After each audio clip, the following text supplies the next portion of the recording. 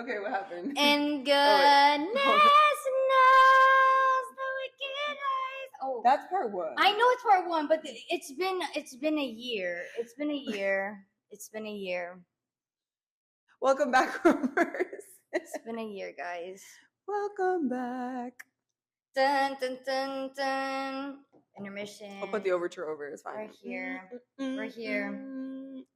I'm back in Munchkin Land. We've actually back in Munchkin This Land. is an alternate universe of which she's Alphaba and I'm Glinda. We switched it up for this. Yeah, We're switching it up because, like, why not? Why not? It's easy as that. Why not? Every day, the wicked. Yeah. And that's then everything. There's a remix. EDM. Okay, guys, we're back. We're back. It's what a journey this year has been. My goodness. What? It feels like so long ago since Wicked Part 1 came out. That is my biggest pet peeve till this day, that it's called Wicked Part 1 or just Wicked then Wicked for Good. That's what made me so mad. I remember when we first watched it, I was like, it should have been called Wicked Defying Gravity. And then Wicked for Good. Or just kept Part 1, Part 2. Or just say, yeah. But regardless, we're here today to talk about, I don't know, guys, what do you think? I think maybe Wicked. Maybe. This has been a long journey for everyone. For everyone. Oh my god. Us, like we were on the crew. Guys, it's long days and long nights. This has been a marvelous little journey. Last 2 years, basically. A year, but 2 years of enjoying Wicked and people loving it, and it's like exploded in a manner that like nobody thought it would. No, I think it's a phenomenon that's like the way like certain movies, the way like Endgame and Infinity War and Endgame like was held the grasp of 2018 and 2019 is, I would say 2024 and 2025 is Wicked. Yeah, musicals are back. Yeah. Not only are they back, they've set a new standard. They've set a brand new standard. Movie musicals. Yeah. But yeah, we're here today to talk about Wicked. We haven't done a Screen Sips in a long time. Sorry, so rude of us. I'm Emmy. Oh yes, I'm Isabella. And this is Phantom Rumor Cafe, where we do reviews on movies, talk about pop culture, anything we want, honestly. And we haven't done a Screen Sips in months. I would say, disclaimer, this is our opinion. Don't get mad. That's a good disclaimer. I know. It's crazy to say out loud. I know. I hate to verbalize that, but it's true. It is our opinion. It's not that deep. Yeah, well, for reference, we saw Wicked on the Thursday premiere for the first time. We watched it again this morning. Yeah. So, because I wanted to see it twice before we actually gave my opinion, because Issa was saying the first time you watch it, you like. Well, looking back, when we first watched Wicked, that same night we filmed the review. And I remember when we were done filming, as I was editing it, or maybe you were, whatever, I look back and I'm like, why did we review it the night of? We didn't even let it breathe. Yeah, so this time around we wanted to do it a little differently, let it breathe a bit. It's just the two of us. Dyra won't be joining this time, but she has seen it, and we know her review of it a bit. Yeah. So it's very interesting. But we have a lot to divulge, so we're just gonna go right into this because we're trying not to be scatterbrained. No, we even like last night when we were talking about it in preparation to see it again this morning, we're like, I was even thinking this might be 2 episodes, because knowing me, I love to ramble and just like web off to different things, but there's a lot of pros and there are more cons than I wanted to look forward to, unfortunately. So but with that being said, we'll see. We'll see, because after I watched it this morning for the second time, I was like, I think I enjoyed it more than I thought I did. Okay. So we'll see like the varying opinions that we have. But sure. I'll start off by saying that after the second rewatch, enjoyed it more. Yeah. And certain things I didn't like at first, I like came to understand. But there are the cons of the movie. There's more cons my grievances than the first act, I would say. But that within itself, to those that we were fortunate enough to see Wicked on Broadway for Emmy's birthday in October, so we're like, all right, like now we're really prepared to give, I would say, proper review to see its strengths and weaknesses on different mediums. Yeah. I would say there is a what's that called, like a what's that term called? Like, everyone can agree that is a fan of Wicked that Act 2 is weaker in many ways compared to Act 1. So a lot of people who knew the story originally or OG fans knew that going into Act 2. Yeah. So, and that's okay. No, that's I think people were prepared for that. So when John Chu said, not only that it's shorter than Act 1, so when John Chu showed us the time, the runtime, it's going to be 2 hours and 30 minutes. We're like, wow, an hour 30 of extra content. I can't wait. This is going to be very, very exciting. It's 2 hours and 17 minutes with credits. That's pretty impressive. It's shorter than the first movie, but it's still very long. So, and comparing it to the stage play, an extra hour. And some change. So it's very interesting. I would say, I mean, we can talk about, we'll probably bring up differences from the stage play, but that's not like the main thing we're here to do. No, we're not comparing and contrasting. Yeah, because it's, I've only seen it, she's seen it twice. I've seen it once, and I grew up listening to the music and watching bootleg versions of it, but it's not the same as being there and watching it in person. But we're here mostly to review the movie itself, things that we liked, things that we thought worked, things that they changed that we didn't like very much, and of course the music. Yeah, and we're also putting in the perspective that we like the musical, not just, I would say, frequent moviegoers, because I think that's a big it's also bias. You have a bias. It's also coming from people who like musical theater, so we already have a leg up because we enjoy that kind of like movie, which is okay. There is a certain bias in that sense, which is why I have my own critiques of it. I know a lot of people overall, from what I've seen online, they've enjoyed it. I haven't seen crazy negatives of like what a waste. No, nothing of the extreme yet. So I know right now on Letterboxd it's sitting at 3.8. That's pretty good. I think that's a pretty good average after its opening weekend. So. Yeah, so I mean, I say we can. we gotta get into it. We gotta get into it. Okay, the opening is already not off to a good start, in my opinion.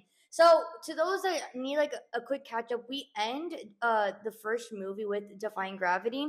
One of the biggest critiques that I saw online where people were saying how the song itself, like the ending, the overture, was very long. Like it should have cut immediately the way it does on the musical, cut to black. And looking back, I see why people say that, to have like that dramatic ending of like, oh my gosh, like we see Alphaba flying in the sky and like that's that. But I like how it kind of wraps up. We see her flying like away from Oz, not Oz, from Emerald City, from the Emerald City. So now we're like, where is she? What is she doing? Yeah, I think it ends fine. Yeah, I think it ends pretty well. So when the movie starts, we see them building the yellow brick road. Immediately, I'm like, where's Thank Goodness? Like I was like, okay, maybe it's gonna quickly cut to Thank Goodness. It's more like a montage of like what's going on since Alphaba has been declared like the Wicked Witch of the West, or has been declared wicked, period. So I was kind of waiting for it to pick up, like, okay, thank goodness. And we're still, okay. And now we're seeing the abuse that's being done with the animals. Well, it does go into thank goodness.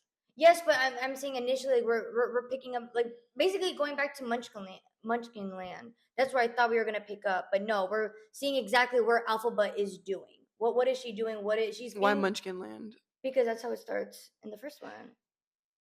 In the first one, yeah, but that's the end. That's No One Mourns the Wicked. Yes, but I'm saying that's how I thought it was going to open up. That we were going to open up again in Munchkin Land. That's my assumptions. But from the stage show, they don't open up in Munchkin Land. Where do they open up? I thought it was in Munchkin Land, no? Yeah, but it's for Thank Goodness, not for No One Mourns the Wicked. That's what I'm saying. So then, Thank Goodness, I thought. Well, it technically does open up on Thank Goodness. The beginning overture is they split Thank Goodness up into 2 songs. Like they split it up into Every Day the Wicked. That's the beginning overture of Thank Goodness. Okay. Before she starts singing the actual melody, like Glinda's part of Thank Goodness. But that's like one song in the original soundtrack.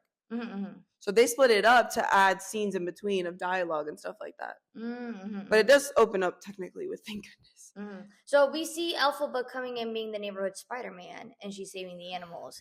I wish this was kept like anticipation. Like I wanted to be like, what I wanted to have myself guess like, what is she doing? Or there isn't something like she's probably planning something to go back to visit the Wizard of Oz. Long story short, you basically just didn't want to see Alphaba first. Yes, I did not want to see Long story short. Yeah, sorry. Yes. Basically, that like you just see Alphaba immediately, like saving the animals, which is fine. But it would have been cooler, or I think more interesting, to us, like opening up to seeing what Glinda has been doing. Because the last thing we see from Glinda is like she goes into Madame Marvel's arms and that whole thing. Now she's joining their side. Like, and kind of us seeing the witch or Elphaba the first time that we see the witch, the first time that the audience sees the witch, like the first time that the characters see her come back. I think that would have been cooler. Like when she comes through the clouds. Yes, yeah. When she writes in the clouds, "Our wizard lies," that would have been a great entrance for Elphaba, because even then, not only for the characters but for the audience. Yes, it's a complete tone shift of like, wait, what the heck? Why is Elphaba writing that? Or like, it's like, oh, there's clearly a reason why she's doing it. There she is in that sense. Yeah, like that's the first time that we see her, and then the scene that cuts to after that is her going back to her little like house in the forest, and you see all of the like propaganda against her and all that kind of stuff. But instead, the movie does open up with that scene of her helping the animals. We go into Everyday the Wicked, and then we get like a reprise of The Wizard and I from Elphaba, and then we get a reprise of What Is This Feeling with Glinda. Like, it's a way to catch up with them, but it didn't feel, I don't know, it just felt too rushed. I didn't like it those first 10 minutes. I didn't think it was necessary with how it was delivered. The idea of a montage where I kept telling Emmy, like, okay, how long has it been? Because between Act 1 and Act 2. Between Act 1 and Act 2, because that's also another thing that we are not necessarily told in the musical itself, so that would have been cool to expand on in the film. Online, I've been told it's been a few years, specifically 4 years. So that had me wondering, I'm like, so did they graduate from Shiz University? What happened with Shiz University? What's going on? Like, I feel like there is that, like, not necessarily plot hole, but I would have liked to see that just to understand, okay, they've graduated, clearly they're older. Because honestly, it could have taken a few months after. We wouldn't really know, because of how it picks up directly after Defying Gravity and how it's shown her being the witch in her outfit. It's like the same outfit. Well, it's technically it's not right after Defying Gravity. Like, it's not shown that way. Yeah. Because the opening scene is them finishing the Yellow Brick Road. And I'm sorry, but it don't take 2 days to finish the Yellow Brick Road. It takes probably weeks to months. So that's already kind of showing a passing of time. We just don't know how much passing of time, obviously. To me, it's not that big of a deal, but yeah, I can see where it's like, how much time has it been since they've seen each other, since they've talked? You know, like how many years in advance or months in advance has this been? I think it's been maybe 2 years. I mean, if they're saying 4 years, that seems like a lot. Yeah, I don't know. It's also hard to. I think they're thinking of it in terms of university, probably. I'm confused. Like the people online, they're saying 4 years because how long does it take to graduate from university? Usually 4 years. But that's the question: is did they finish? That's what I'm trying to say. Yeah. Is that I realistically don't think they finished. Like, I think it's like a Elphaba goes on, now Glinda's like taken as this good person for the like this thing for the, oh my god, I can't speak. But what is she? Like, deadass, what is she? What is the word? She's not a mayor. She's not a senator. Is she a representatives? Yeah, I guess. Like, as this representative of good versus the evilness of She's Elphaba. Linda the Good. Is the good the title? Like, I don't. Yeah. Sure. All right. But what's it called? Oh, they cut out a scene. They cut out a scene. Remember in the trailer, they're her in like that flower tulip dress at the train station with a bunch of girls around her where she's posing. You don't see this. Oh, yeah, we don't see that. This is Thank Goodness Dress. People were believing this was going to be the dress she sings Thank Goodness in. Like a montage of Thank Goodness, of her like being good to the community or acting good, like showing face. Okay, yeah, like showing face, the way that there is that montage of her in the beginning, like signing all the papers, going to Fiero, like I'm a big montage girl because it's a lot of show don't say, like with the passage of time, seeing her working in the city, like, and even like her reminiscing on Elphaba. That specific moment, I think, is like part of Thank Goodness. I truly believe it just didn't make the cut. Yeah, because we didn't see that costume. No, ma'am. But I mean, that's a part one. Like, What Is This Feeling does the montage very well within song. Well. Oh, so I think we were just, this is the thing. Okay, great. I think we were just expecting Thank Goodness to be some sort of like, especially the beginning before Glinda starts singing, it'd be more of a montage-y type of feel. Yes, I agree. Like Every Day the Wicked, like Every Day the Terror Grows, like the Munchkins or the people of Emerald City are singing that. Yes. And then we see certain things, like maybe we see, you know, like how they see Elphaba. Yes. And then the first time that we see Elphaba is when they're seeing her come through the sky. Yes. But then she goes into the privacy of her home and where she's been living for the last few years. Yes. And like obviously from Act 1, we know Elphaba's not bad. But yes. you know, you go into there seeing where she is now. Yes. And the first thing that you see her like say is that wizard and I reprise. It's okay. What I was telling Emmy, like if I could take the editing sequence, I would put the sequence, the opening scene, I would put it after we see Glinda. Like right before she goes in the blue dress to the Munchkin Land to start truly singing Thank Goodness. Yeah. To get into that, I would have liked it after, like right before. Yeah, we get a lot before that opening Thank Goodness scene. We get Glinda getting her bubble. Yes. Madame Marble giving her a bubble, and then we see a flashback of Glinda as a little girl to then go back, and like it's a lot before we even get to the Thank Goodness part. That's just coming from someone who like I think Thank Goodness is a perfect opener, but again, it works for a stage adaptation. Maybe if we would have just gone straight into Thank Goodness, it maybe wouldn't have worked as well. Okay, but you gotta see it from two different perspectives. Then yeah.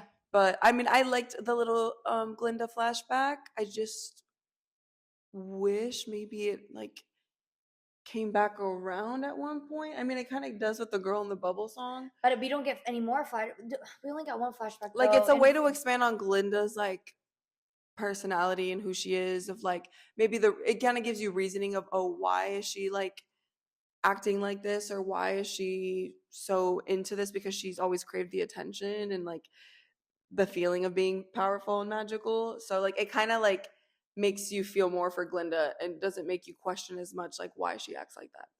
Yes, like it gives, what's the term, like validity to her character. Exactly. Okay. Same with like the conversation between Fiyero and Glinda in the middle of Thank Goodness before he like storms off. Yes. Which they have a conversation. I like that dialogue. Yeah, good dialogue there. Like it made sense. It made sense because we were listening to the original soundtrack in the car, and you hear him speak of like, no, we can't. Like what does he? I forgot what he says, but he doesn't necessarily. She basically tells him like to calm down and he's upset because people believe the stupidest things, like water will melt her, this and that, and he like storms off, and then she's like, and she kind of like the people are looking, and she's like, oh, he's getting me a drink.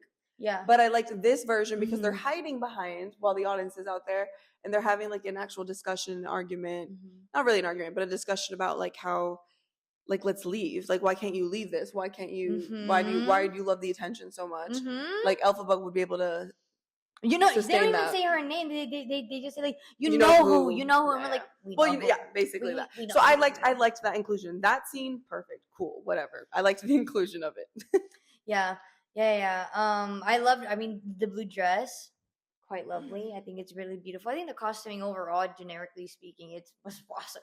No notes. Yeah, costuming honestly is so good from the first one to this one. So yeah, like I love the interpretations of their dresses, their what's it called, their jewelry and the hair and everything. Like everything is well done. It was well done. All right, and then I'm like kind of blanking out. What happens next? Or maybe wait, let me see. It's a way too long of a movie to be doing this. But anyways, I said Ozzy and Spider-Woman. Elphaba is Ozzy and Spider-Woman. Oh yeah, you said that. I said that Glinda's mom looks like Celine Dion, guys. She kind of looked like Celine Dion. Oh. Okay, not to ramble on the starting scene anymore. No, let's move on. Next. We're gonna go by song, so that way we can just float around it. She made a good point. It's easier that way. Two things I just need to say about Thank Goodness. It's the most butchered song to me. Okay. I was very upset with that because I really love that song. So I think it was just butchered. Number two, Michelle Yeoh can't sing. Number three, I literally wrote it. They got rid of my favorite line, which is when Glinda is like calming everyone down before she gives her big announcement about the engagement, where she's like, Aussians, as terrifying as terror is, let's take a moment and celebrate. And then there's the keychain. Like she gets rid of that little part. Like I love that part of the song. Yeah. I don't know why they got rid of it. There was a lot of change, like distinct changes. For Thank Goodness. And I think a lot of the reason of that is because Michelle Yeoh can say, mind you, she is a great actress. She's a great actress, okay? But I don't think she was casted correctly. If you disagree, that is okay. We can disagree. We could disagree, and this is the thing too. I don't think it's fair that everyone and their mom is on Ariana's ass of like, could she have been a good Glinda? I'm sorry, I need the standard for the whole cast. not just Ariana. And I think that's a problem with pop culture as a whole, where it's like we like to pick and choose, like, oh, but we can brush everyone under the rug. No, like this character, I don't think Michelle Yeoh fit this role. When she was announced, I was excited, like, this is so different.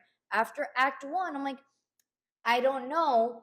You don't know, because like Act 1, she only has one singing line, truly, and you're like so because it's not anything that is vocally challenging, necessarily. But going into Act 2, I'm like, this is not gonna be good. Mind you, as soon as Thank Goodness starts and she sings that one little line, me and Issa both look at each other and wince.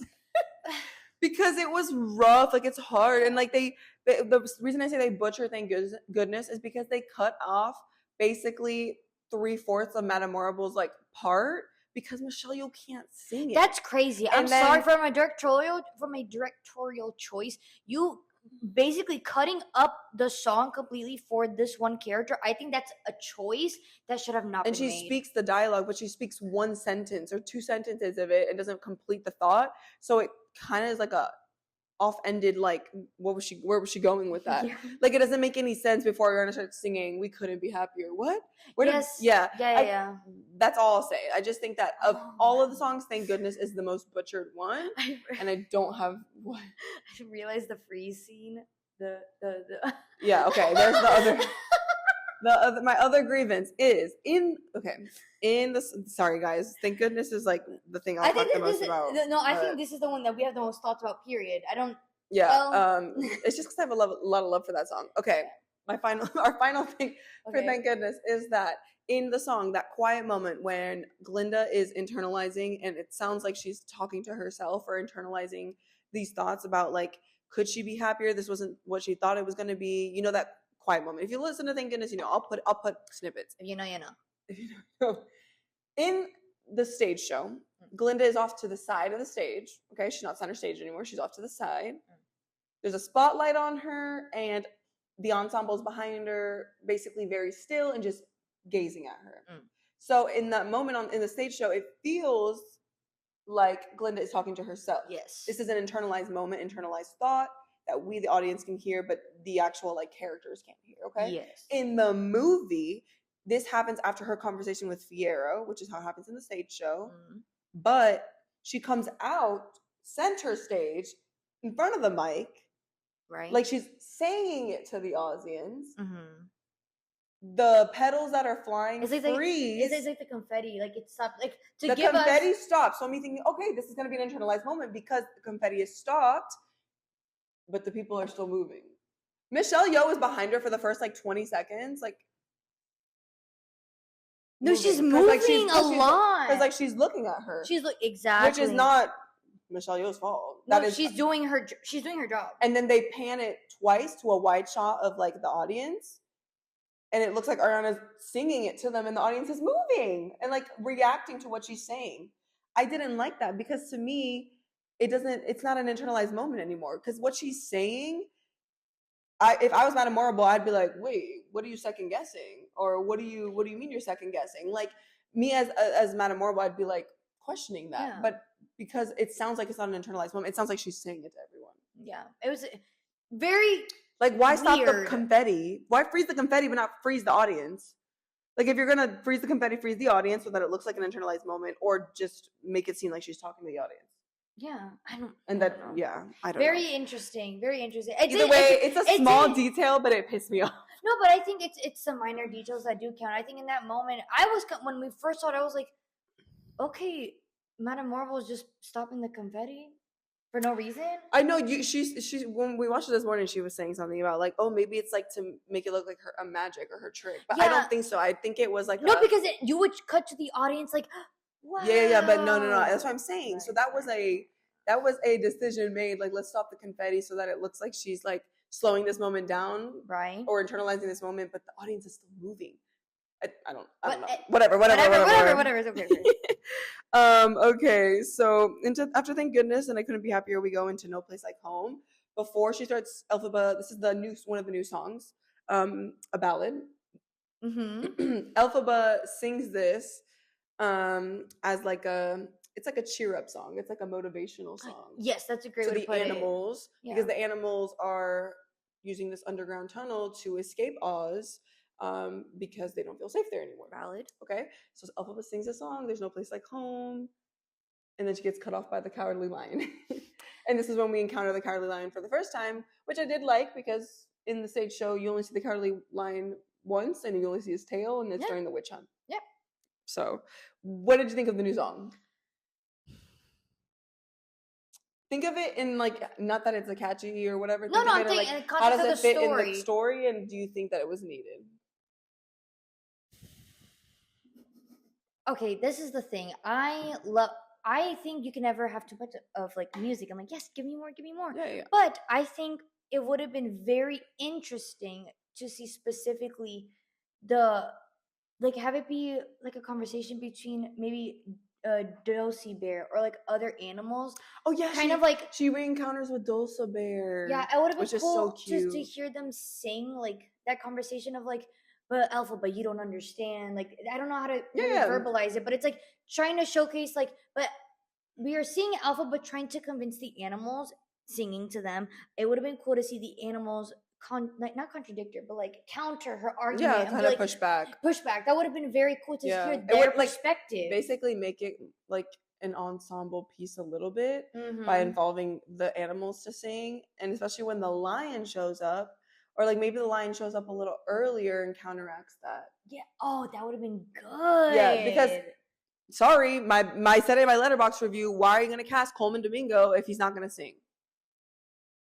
Well, all right.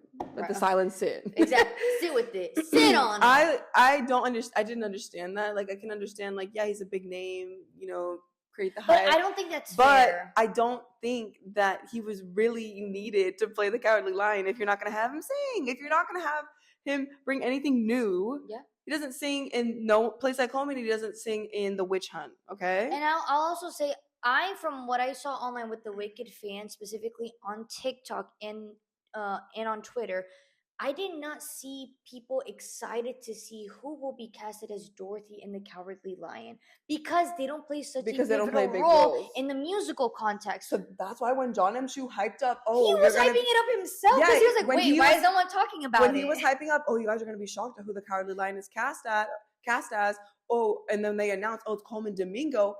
That gets me excited, like, oh my god, maybe he might get a song or something. Not even a full song, but but maybe he'll sing some verses or expand on his story a bit. No. You get an extra scene where he cuts off Elphaba's last final note. I wonder if it's cut off in the probably. And number two, he doesn't add much. It doesn't add anything else. No. So to me, no tea, no shade towards Coleman Domingo, but why did you take the role if you weren't even offered to sing?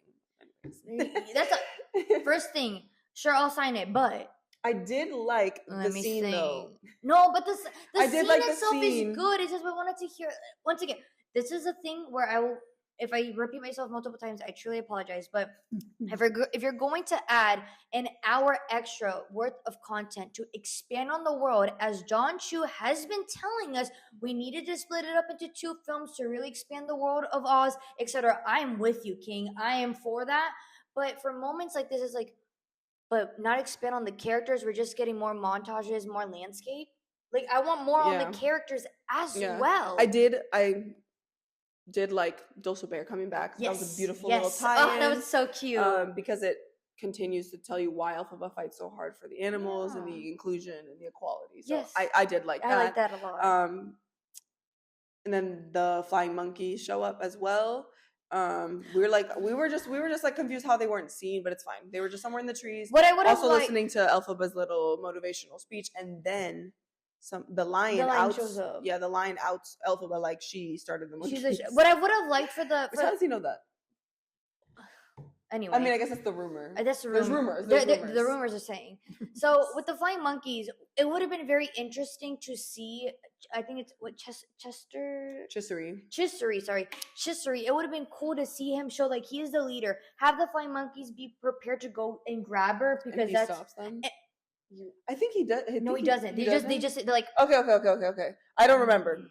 That's what it is. We saw it this morning, but it's a lot, guys. It's a lot, but that's what it. Maybe he does, but that would have been cool to showcase. Like, hold on, what is she? I think he does. I swear he does. You know why? How I know he doesn't? Because both of his hands are like in front of him. But I was pointing out to the monkey behind him. I'm like, he has a full goatee.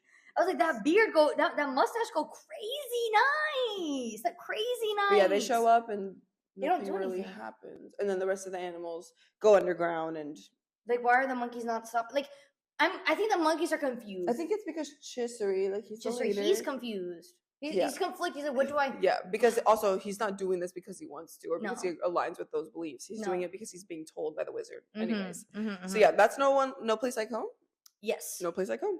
I personally think Cynthia always sings beautifully, so I think it was a good song. Like she's vocally that girl. Yeah. But did it need to be there? If it was done better, maybe. Mm-hmm. Next, we go into the Wicked Witch of the East. So we get a little look into where Nessa is now. From the last time we saw her, she was in the room when her dad basically had a heart attack because he died of shame. He died of shame, apparently. He died of shame. So now she is the governor of Munchkinland, and her little sidekick Bach, or her servant, better yet, has been living there, taking care of her since her father died, and it looks like they're not really. We've known from Act 1 that Bach has never really liked her, which is kind of fucked up. He convinced himself that he did. He's like, oh yes. Because Glinda chose Fiero, right? Whatever. Right. At this point, it looks like Nessa is in love with him still, and he is basically telling her I think I need to move on. Yeah. Cool. Nessa's like, fine, leave. She's pissed. Fine, leave. He gets to the train station. He can't leave. He's so He's so excited. I was like, why is he so giddy? Yeah. He says he needs to go confess his feelings for Glinda, apparently.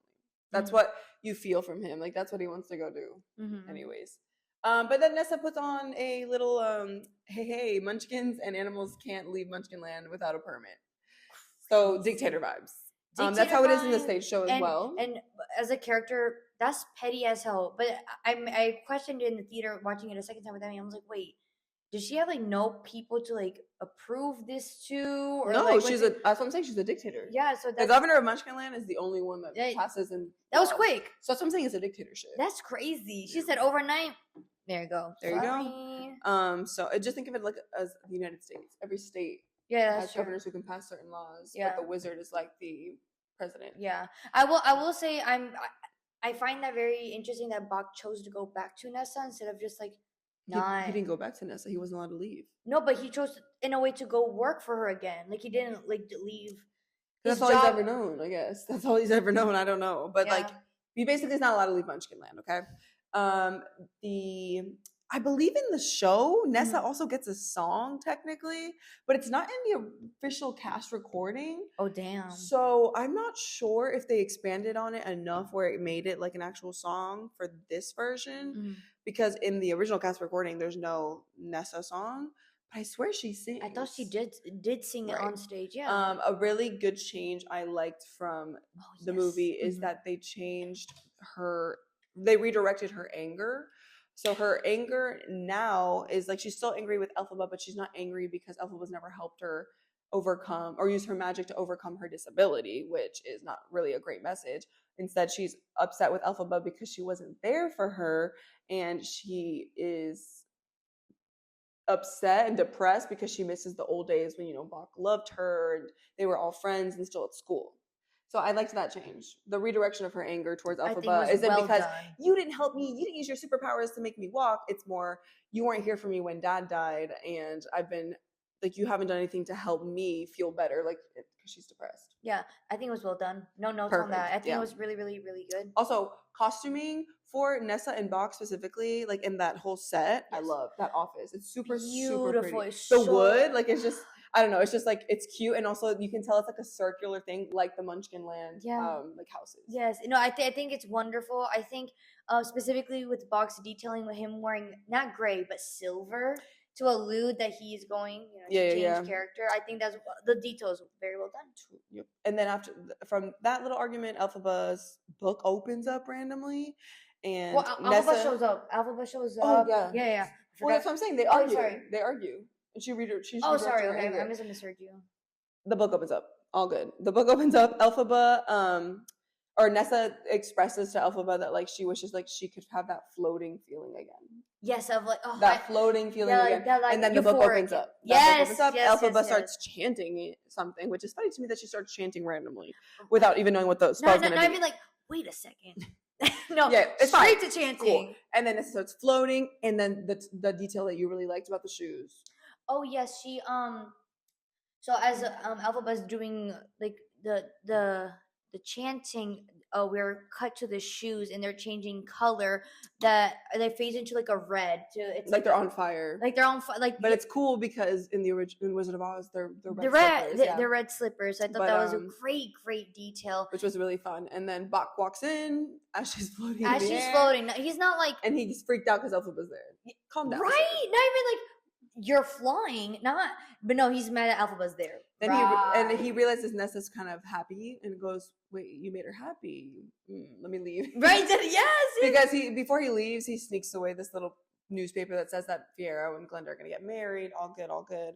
But they end up, he ends up coming back and telling Nessa like he's gonna leave now because he needs to go confess his love for Glenda.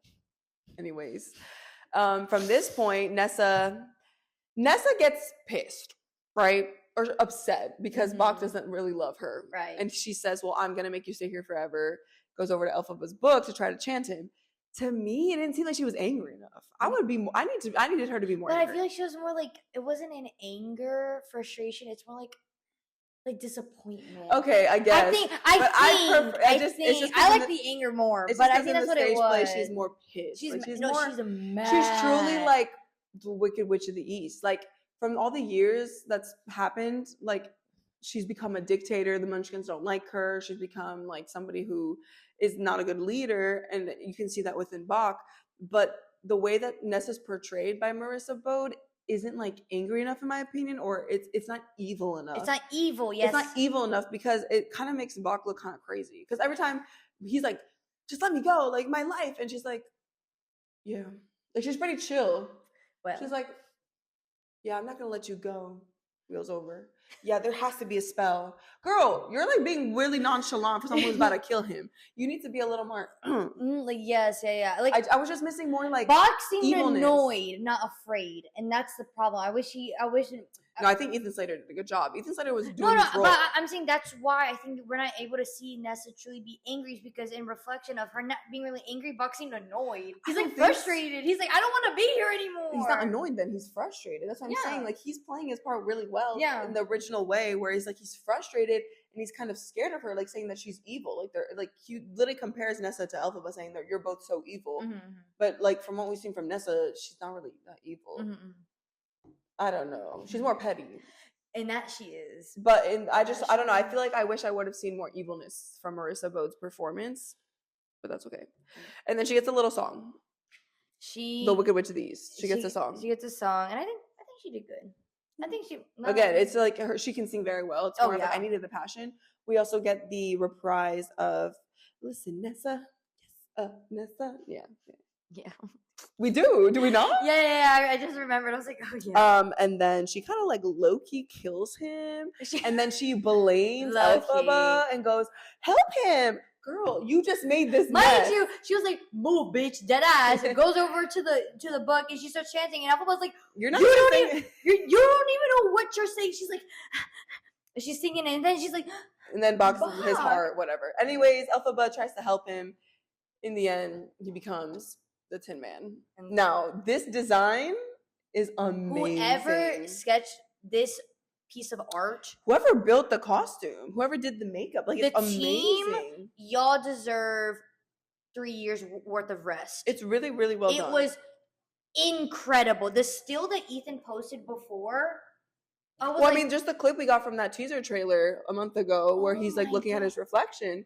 I didn't see the whole thing, but we just seeing his face, I was so impressed. It was very well done. I really enjoyed it, and obviously Ethan Slater's his performance elevates it to a level, like the body language, the physicality of it. So good. Yeah. So no notes. Cast more theater kids. Yeah. So I think Ethan Slater is a perfect Bach. Yes.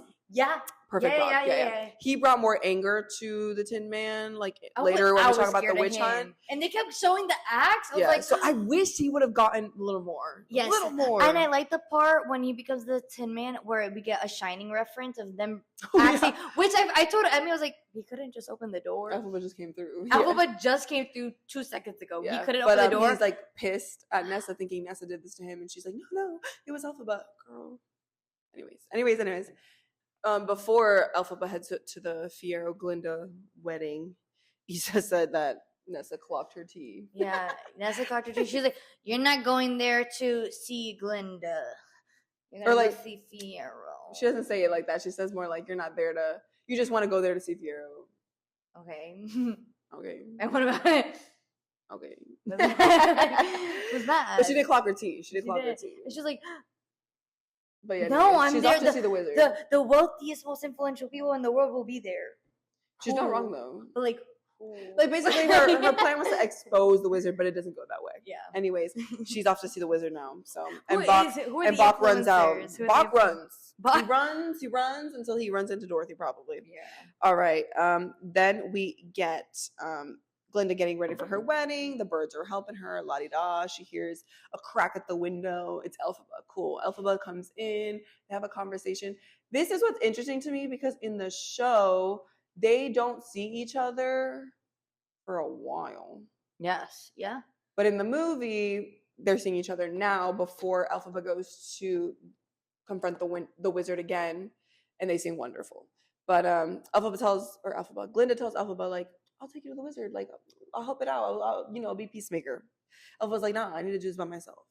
And she leaves. And she's like, well, puts on a gorgeous dress cover up, mind you. Who? Glinda. She puts her dress cover up. Oh, the pink one? Gorgeous. Yeah. But gorgeous. But basically Elphaba goes to the wizard to confront him, and Glinda comes running right behind her. Oh my god, wait, guys. Okay, I forgot. This is why I need my notes. I forgot. Going back specifically to No Place Like Home, we are given also. I'm gonna go all the way back. I forgot. After this is why the videos are look right there. Perfect transition. Go straight into what I wanted to talk next. So so quickly going back, we know in the in Wicked Part 1 that we're getting future reference scenes no one touches base on at all. Alphaba doesn't even bring them up. We're just like, okay, that's something we're gonna see in part 2. The audience knows this. We for some reason are given scenes for the end of the film, mind you, in No Place Like Home. From a directorial perspective, why? Because they're not brought up. Know. Like Alphaba does not realize it. It's not like a what's it called? Like a future force sense the way Anakin does. There's no. It's not something she's acknowledging. Yes, exactly. Whereas in the first movie, she does. Like when she sees the thing about Dr. Dilliman being caged, she she feels that and she acknowledges it and then goes. Yeah, like some things she acknowledges and some things she doesn't. So I'm a bit confused on that. But sorry, going back to now when. But we get a flashback or a fast forward, like random still of like the end. Literally the ending, one of the ending scenes. And No Place Like Home. Of someone walking through Dune. Mind you, No Place Like Home. Context of the scene, they're leaving. Yeah, whatever. It's probably just showing where it is that the animals want to dessert to, but sure. Whatever. Okay. Anyways, what's your next thing? No, we're going to talk about Wonderful. She tries to confront the Alphaba basically tries to confront the wizard, which is what happens in the stage show. And he tries, in the original show, Glinda's not there. That's not a number between... with Glinda. That's just a number between the wizard and Elphaba, which I do like from the stage show because it's the only time they really get to interact by them, just the two of them. And like, spoiler alert, if you don't know, the wizard is Elphaba's father. So it's like a cute dynamic without either of them really knowing what they are to each other. Mm-hmm.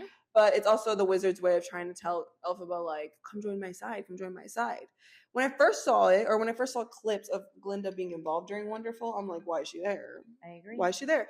But now in context of watching the movie, I think it kind of works because I think that like Elphaba, she hates the wizard. She has no love for the wizard. So like to me, it would seem kind of like not in Elphaba's character to just be like the wizard sing about how wonderful it is to be praised and loved, and her switch up like that. That's a good point. I would say and forgive for everything he's done. Yeah, Glinda's a good mediator in that because situation. She's also she's being emotionally convinced by Glinda as well, and being like, come join. Yes. Now the underlying thing is like, does Glinda know everything the wizard's doing? We don't know. Ooh, and that's this is a debate online right now. That's a debate online where I was watching a video review of a fan also, and the comments were saying how there is this thing like a Glinda defenders where they're trying to say like, oh, why are people defending Glinda where she is an older woman compared to her being in Wicked Part 1 where she should have known what's going on with the wizard. But I think Glinda, that's what's so kind of interesting about Glinda as a character, of how complicated she is. Yeah, it's also like, how much does she actually know? How much does she actually know about the animals that he has locked away over there, or like animals who speak out, like Dr. Dilliman locked away? It's true. Does she know that? Does she know everything that the wizard and Madame Morrible are doing behind the scenes? Yeah, that kind of stuff. I think it showcases a good perspective, a good parallel to our reality, where we assume a lot of our politicians who are maybe a bit more reachable compared to those outside of our state. It shows like maybe our own people that are more reachable actually don't know what's going on. I think it shows it's not a level of naivety, it's just they genuinely don't know. They're not as informed. They're not given all the information. So it's interesting, like that debate people are having online. Yes, yeah. I personally don't think that she knows what's going on as deeply as you think, because they're using her as a puppet, as like somebody to lift the spirits of the people, so that they're not so afraid of Elphaba, but they're manipulating her into doing it. So by giving her by preying on her insecurities, and also the knowing that she's always wanted to be this big public figure. Yes. So yes. And then from there, how does it transition into? Oh, okay. So I don't know what happens to the wizard. I don't know. He says I have to go get ready for the wedding. Glinda does the same. She leaves. Oh, big important plot point. Go ahead. Quick. She says that she'll join them. She says she's gonna join them, but that she has two conditions: release the flying monkeys, which they do, and to basically restore like animals civilization back into Oz. That was the two things. Okay. So he releases the monkeys. He says he's gonna go get ready, and then Chisori gets Elphaba's attention, and she's like, "What's wrong? Like, what do you want?" And then he kicks this, basically revealing this hidden door. Of a painting of the Wizard of Oz in his like laboratory thing. Like it's just a big ass painting of him. He reveals a hidden door, a hidden walkway, and Elphaba was like, "Well, I'm curious now. But what is this?" And she goes down there, and we see all the animals are in cages. I think this specific including montage, Dr. Dilliman, which is something that we see in Wicked Part 1. Where, like, this is where that flash forward. So you said you like this parallel. I like this intercut. It was beautiful seeing Elphaba among the caged animals, and then Glinda at the wedding. One thing John Chu knows how to do: a wedding. That's very beautiful wedding. Very beautiful dress, the butterflies, the colors. It was so beautiful. I will say, in context of the wedding, I need to point this out because I'm wondering, okay, story wise, the guests are showing up. They're walking into a building which we assume is going to be the wedding because they're all dressed very, very formal, very nice. That is the same time where we're seeing Glinda get ready, like those like cute. That night we're seeing her like get ready, like something new, something whatever. Yeah, she's getting ready at night. Regardless, they sing wonderful. The next, right when Glinda's walking down the aisle, it's daytime. Yeah. So it took them over 10 hours, maybe 12 hours to sing Wonderful. That just seemed like an inconsistency. Unless they woke up at the ass crack of dawn to get ready. Unless they woke up at 3 a.m. I'm saying, like the ass crack of dawn. Sure. That's the only context that we have, because we literally see Glinda show up at night. Sorry, Elphaba show up at night. The wedding is in the daytime, because you can also see the flying monkeys fly up into the sky, and it's blue. We can see that it's daytime. Yeah. So that's the only thing I'm like, what? That was like a weird little minor inconsistency there, of time. There's one thing this thing has an issue with, and it's time. We don't know anything. Yeah. So all good, but the wedding is beautiful, but gets interrupted. Stampede. Because Elphaba lets the animals go and tells the wizard, like, basically, fuck you. You are an evil man, and I will never join your side. Yeah. So the wedding gets ruined, which, damn. It gets ruined. Fiyero basically goes to investigate what's going on, and the wizard, blah, blah, blah, sees that Elphaba is choking the wizard with her broom. Because, badass. as she should. and he lifts his little useless gun and points it at Elphaba. Then takes the thing off the wizard. This is too much in detail. Basically, Fiyero pretends like he's against Elphaba, but in the end, points the gun at the wizard and says, Elphaba, I'm going with you. Glinda pops up and says, what are you doing? Like, what do you mean? And then Fiyero, I don't know where, goes, I'm going with her. Right. And Glinda goes, you too? What? This whole time? And this is like the part of the storyline that I've always had an issue with. This is not a movie problem. This is a Wicked problem. Yes. Where it's like, Elphaba's like, no explanation. Glinda's like crying, no communication, and then they end up leaving. Elphaba still leaves. No. But Elphaba still leaves with Fiyero, which gotta go. But no. Which is still messed up. Elphaba still leaves with Fiyero. Glinda's left crying. Which my god, yeah. Glinda's like, what the hell is going on here, y'all? Which leads to Glinda's upset decision to basically tell Madame Morrible to use Nessa as a way to as a way to lure Elphaba in. Yeah, and crazy. She does that in a moment of heat, which, you know what? I would. Fuck that. That was pissed. And then, mind you, she did not say kill her. She said to use her sister. Mm-hmm. So we'll start a rumor, yeah. But Madame Morrible said that ain't enough. That is not enough. But yeah, and then we get the I'm Not That Girl reprise as Glinda's walking through her destroyed wedding, which I really, really, really, really liked the inclusion of an actual wedding almost happening, because it gives good setting for them to sing these songs. Yes, yeah. It gives more context into like, damn, he was really gonna marry her, and then he just like that. Oh, yeah, that's messed up. That's crazy. I'm sorry, but that's messed up. That's great. And then sorry guys. Then another really big issue for me is that we get I'm Not That Girl's reprise, and the next scene is As Long As You're Mine, but the music doesn't transition. No. There's a moment of like limbo where it's just like, yeah, like the score. Yeah, but it's not pick it up. They really ruined the best. Like that's the best transition in Act 2 in a lot of fans' opinions. Yeah. Like a lot of people love that transition.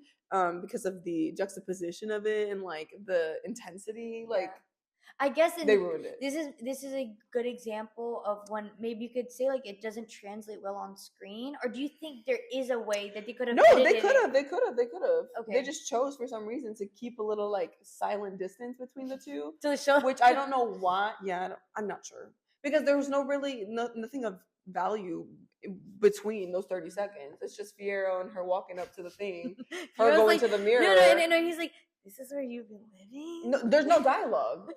But like that's like the mannerisms. He's looking at all the stuff around the room as she's like looking at herself in the mirror, and then that's when it starts. But I'm like, sorry, like y'all got rid of the transition for what? To troll us? I was like, this is giving music video. Yeah, that scene does give music video. Okay, what I explained is it's a PG movie. They can't. No, but I'm saying the way like Elphaba is singing, like not saying how Cynthia's delivering the song. No, I'm saying specifically like how Elphaba herself is acting, like close up. Like I think it would have been cooler. Like walking through the house, like you know what I'm saying, like I think what would have. I don't know. Okay? You're on crack.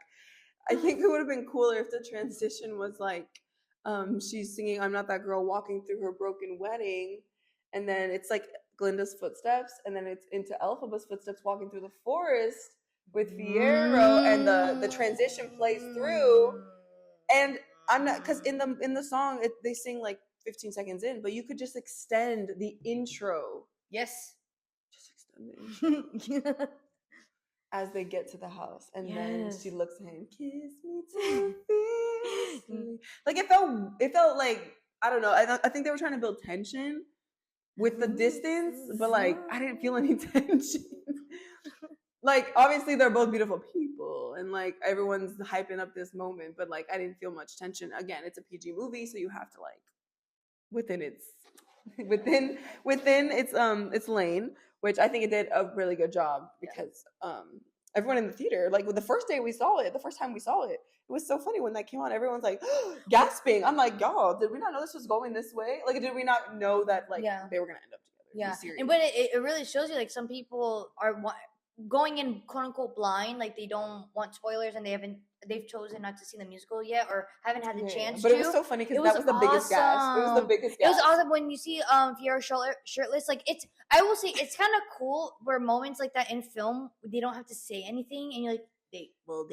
You know what I'm saying? Like, yeah. I think it's moments like that. I was like, wow, like they picked it up. They picked up the message without having to say it, or like, you know what I'm saying? Yeah, I agree. Which let me just say, it really shows you with romance movies. A lot of with movies and shows that we watch that are like TVMA.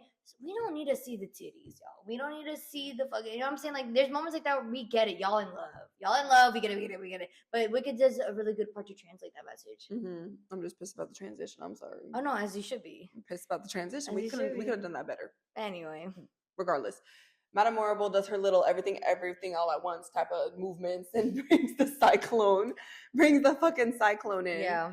That brings Dorothy's house, and this is where we pick up on the Wizard of Oz timeline, which is interesting. We don't see Dorothy at all throughout this movie. Nope. Which is we're just introduced to her. That's it. We see the back of her head and we see her as a person, but she has no lines. We don't even see her face. Which I'm kind of glad. Which is just fine. like the musical. But when Elphaba is done doing the nasty, she gets this vision that Nessa Rose has been. She's like, something's wrong. Yeah. Boom. That's it. Something has fallen on Nessa. You're not wrong though. Something has fallen. Sorry. Nessa done. Nessa is done. One Nessa down. One Nessa down. And she has this vision and she goes, I need to go see my sister. I need to see if she's okay. Valid. Well. Next scene we cut into is the next morning. And Glinda it's the end scene of that original Wizard of Oz scene where she's telling Dorothy, like, good luck, Dodo and Dorothy. And they're walking off to go see the wizard on the yellow brick road. And Glinda turns to the house and kind of like is sad. And she was also friends with Nessa. Yeah. And basically says goodbye to Nessa. Yeah. And then we hear Elphaba's voice. Elphaba's there as well. And she wants to say her goodbyes to Nessa. Yeah. She's like, can you move? I want to say bye to my sister. Move. She needs to tone it down because she just took her man. You know what it is? She's on her sex high. Yeah, she's on a high because she just took her man. Get out of the way. Anyway, she says bye to Nessa, and she's pissed at Glinda because Glinda gives away her shoes, Nessa's shoes, to Dorothy. Which, yeah, why were you giving away her shoes? Hello, she had no right. And this is my favorite scene. This is my favorite scene from the stage show and also my favorite scene from the movie itself. The fight scene. So like I think it was just so well done. Like yes. Their own interpretations of everything was so done. Well done. Wonderful. Like it was awesome. They start to fight because she's like, you've been taking stuff that doesn't belong to you. Wow. And then Glinda slaps Elphaba and then Elphaba slaps Glinda. You know, like classic, like it was Housewives vibes. It was good. It was good. And they start fighting with their staffs, which was so fun to see. Just like in the stage show. And like the comedic elements of it, you know, Ariana's just too funny. She's good. Because like Elphaba's jumping up and down or jumping up, like trying to avoid her, like doing the Wicked Witch laugh. I know she improvised that. Yeah, she was like, what is that? Where'd you pick that up? What is that? Come on. Like, I know that was improvised. It's minor details like that in a character when they're saying these lines, where it shows you, like, clearly. She knows her so well. She's known her before the Wicked. She's like, what is this character? What are you doing? Yeah. Yeah. Like, Cynthia and Ariana did so well in these parts. Like, so they just know their roles. They know their characters so well. And the way Glinda was like, yeah, bro, she was staffing that. And then I was like, Jedi. That's a Jedi in the making. Thank you. That was so funny, though. It was so funny. I will say she did. And then she just, like, runs toward her and fucking tackles her to the ground. Like, it's just so good. I will say, I remember, I forgot if it was on Jimmy Fallon or maybe it was some Ariana fan page that posted it on Instagram where we saw a rehearsal and Ariana hit the crap out of her head rehearsing with the pole. Oof. She was like, ow. I was like, girl, that's dangerous. She did it on Jimmy Fallon, too. She did it. Like, she redid it, but she didn't hit herself. No. Yeah. No, but it was, I thought that's probably the funniest scene, my favorite scene. It was very, because it's like the human emotions, like they're these powerful like women, but they're still deep down like just like they're run by their emotions and they're pissed at each other. Like it was funny. I thought it was great. Yes. Yeah, basically giving Cynthia and Ariana their flowers. Like you were saying how Ariana, she just, those little details makes it like known that she like really appreciates her character and knows Glinda well. But I really like, we were talking about how like Cynthia is great at interpreting the Elphaba for film, because the Elphaba for the stage is very like, she's annoying. She's annoying. If you've never seen it, like she's annoying. She's loud and abrasive and in your face and like very like, I don't know. She's just very. I would say it's when like reflecting back after we watched the musical, it is when the musical came out in the early 2000s, that character type in film and shows typically was annoying. Yeah, like unfortunately, the nerdy girl, but she's like, or like the outcast. Like she's very like, she was typecast in like 2000s, like in a way where for you as a viewer, you're like, yeah, you're right. Because you watch the stage, and much of the stage production hasn't changed, like in the way that the actors interpret Elphaba and Glinda and the characters.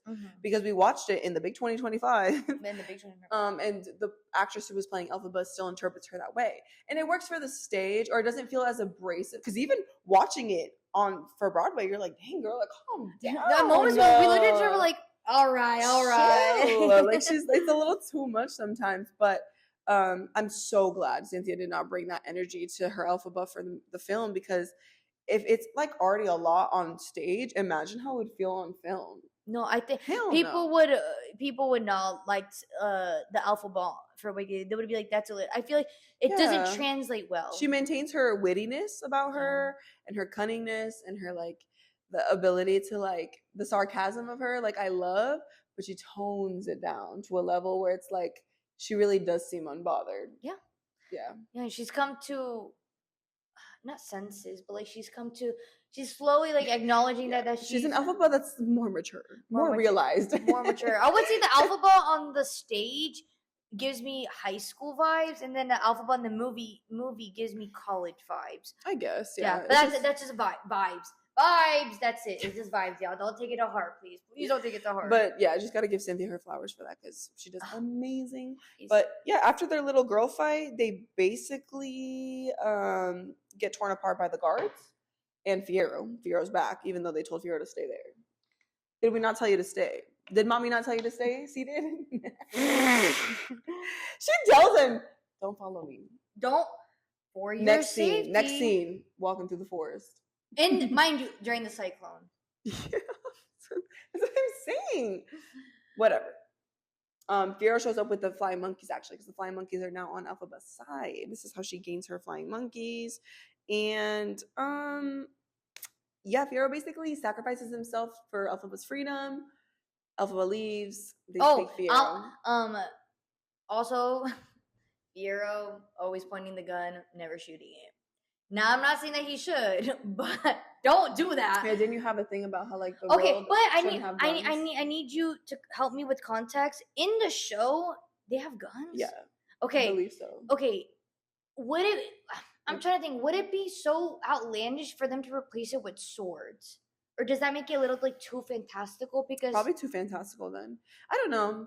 Like the gun just looks silly regardless. I feel like the gun is I think the gun is silly because of the look of the gun, but I guess, but I don't know, something about, I think that's what kind of brings the world of, you know how like Star Wars, there's moments where they have like the futuristic aspect of it, but it also looks like retro in a way. Like something about Star Wars, there is the balance. I thought Wicked itself, the universe of how it's designed, I thought that's where it would be in the middle, where I don't necessarily see them with guns, but more with swords. But they also have like a really fast train. I guess that's the way of how the set designers and prop designers interpret the world. Yeah. I don't know. It's also how John M. Chu interprets the world, because he could have changed to swords if he wanted to. Yeah. But I think they just decided to stick with the guns because that's how it is in the show. True. Also, an easier prop to handle. And that's a good point. That's a good point. But yeah, he sacrifices himself. They take him, and this is when we go into No Good Deed. I liked this transition, but I know a lot of people online are upset about the Fiero yell. Because the Fiero yell is coming from Glinda and not from Elphaba, which is like I can understand where people's frustration is coming from, but I think that for the movie, it makes more sense that Glinda yells it in the way that they filmed it, because it'd be kind of random if they're like taking Fiero away and Glinda's just there sobbing, and Elphaba, who's already like almost flown all the way out, is screaming Fiero. I don't know. I think that's a really good point. Somehow it I'm trying to picture myself like, okay, if they were to keep it where Alphaba says Fierro, the only way that she would have to do it is like, let's say she's already reached the castle, and it's like she's like contemplating like, what do I do next? What do I do next? And then she starts screaming like randomly Fierro, but like it doesn't make sense. No, it doesn't make sense because that's what I'm saying. I want to go straight into the song. Yeah. Straight into the I song. think with how the movie did it, it works best. I liked it. I don't have a grievance with Glinda screaming Fierro. It didn't bother me. I don't have an issue with it because in the song No Good Deed, she sings Fierro. Yes, like she screams it. Like we get to see her scream. And it was longer. It was like I'm not even gonna do it. I was gonna insert. No, but the way Cynthia did it, I remember I was levitating. I was like, oh yeah, No Good Deed. I think No Good Deed was the most well done performance. My awesomeness. She no. Yeah, I mean, no. Aside Cynthia's vocals, of course, I liked where the setting of where she's singing the song. Yeah, I like the flying monkeys being there as well. It's just crazy good. No, I liked it. I liked notes. No notes. No notes. Oh my gosh, the editing sequence, the way they edited her, the flashbacks. Guys, that scared me a little bit. Oh, the flashback. Sorry, I thought you meant with Fierro getting hit. I'm like, I don't know if I like that. Oh no. The black and white we didn't need that. Getting, low-key, I don't think we needed that. Respectfully, I don't think we needed that. Yeah. Or maybe I didn't like it in black and white. Like it gave indie, gave silent film vibes. Yeah, like I don't Why? know. Interesting choice. Yeah. No, but like if you really think about it, the editing overlay, why in that color with that graphic, with the border around it, like it felt so out of place. Anyways, but throughout No Good Deed, yeah, I totally forgot about that. Yeah. Oh yeah. like towards like this from the middle of the song towards the end, she's like revisiting, like reflecting. Oh my god, reflecting on like we get this. She like steps into a scene of her memories from Shiz University, like when she was. It's like that scene where she lifts Nessa up. Yes. And like, was I just seeking attention? And then the next scene is like Glinda and Fierro walking away. Like it was just interesting seeing that again. And the way she's like Nessa, and then it's like Nessa when younger Nessa, and then I know, and then you know what I'm saying? Like it was oh god, it was no, not even like that was like I don't even know. I can't even reenact I can't hold the note. No, but it's like, and then she like goes like. Like it goes higher. I swear it goes higher. Oof, probably. Hold on. I think we can play like 3 seconds of it, y'all. Like, come on. I'll play it. Oh yeah.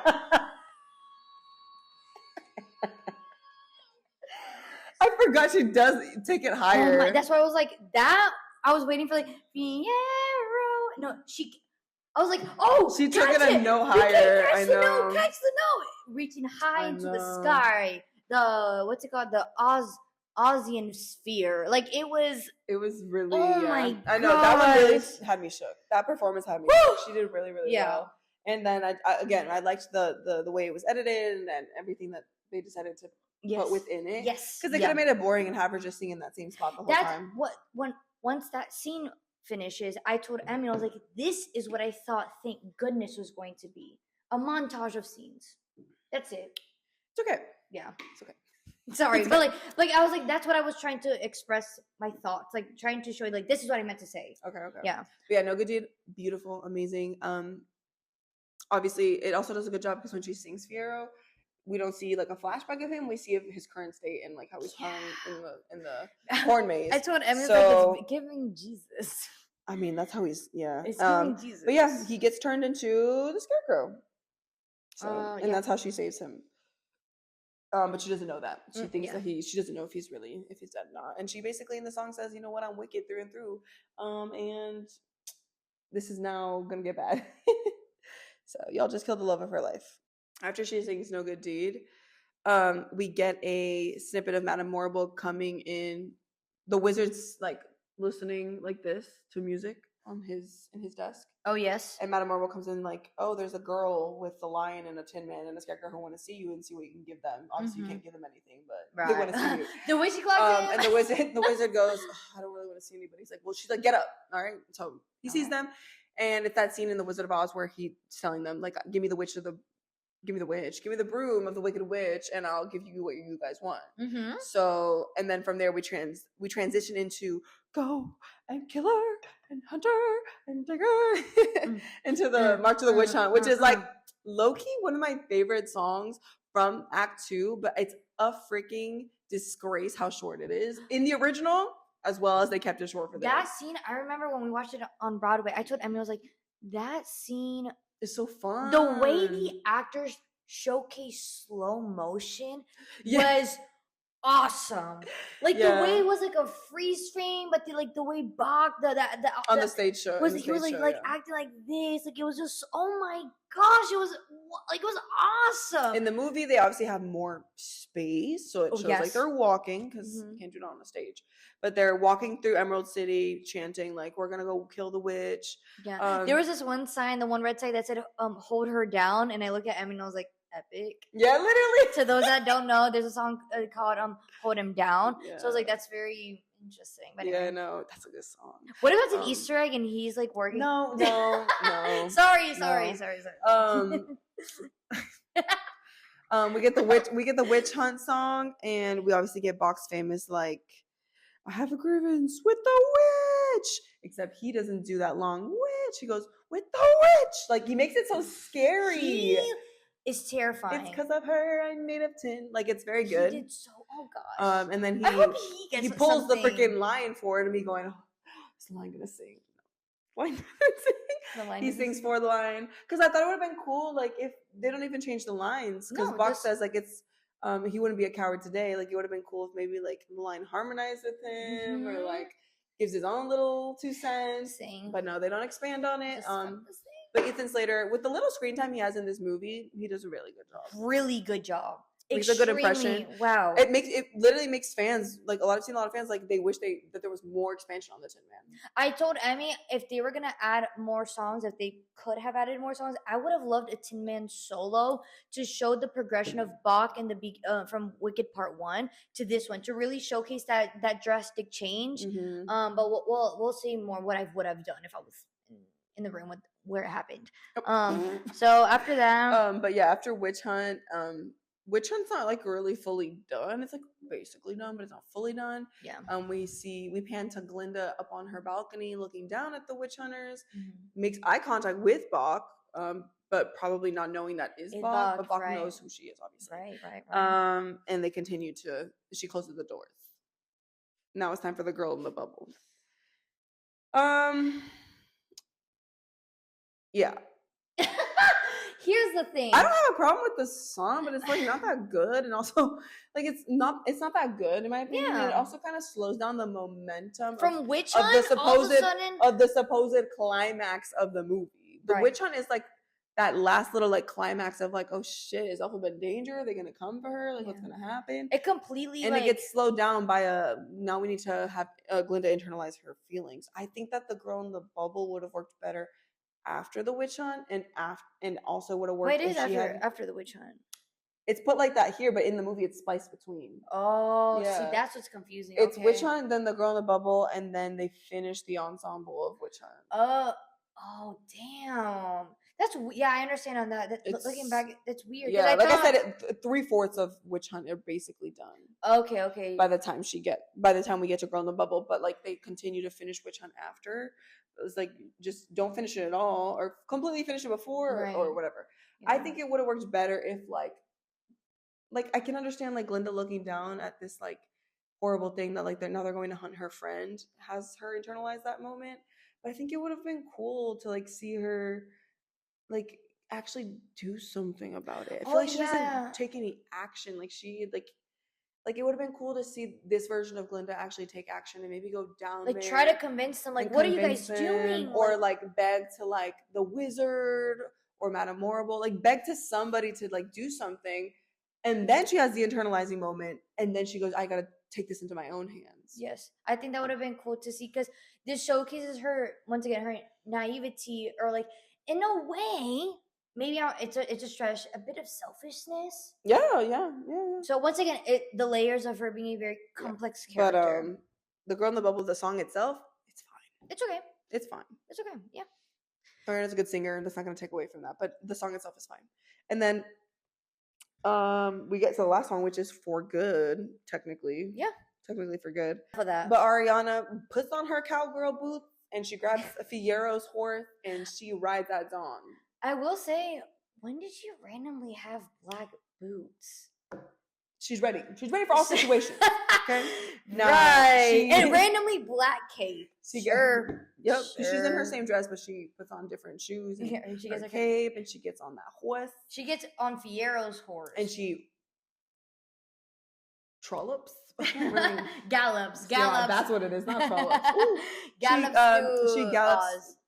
Yeah, to Elphaba. Yeah. And then we cut to Elphaba. She's yelling. The famous scene of yelling down at the cellar where Dorothy is like, "Stop crying and give me those shoes." Which, hey, just give her the shoes. I was like, can she just give her the shoes? There wouldn't be applause. She did. Okay, right? I know. And she slams it, and then Glinda's right there. They have their heart to heart. They sing For Good, beautiful. Everyone's tearing up. Everyone's crying. The first time we saw it, the lady next to her pulled out like 20 tissues out of her. 20 tissues. I was like, They never stopped. I will say, I understand why people are so emotional. I empathize with them. I wish I had the waterworks. I really wish. You didn't cry? I didn't cry. That's no. Okay.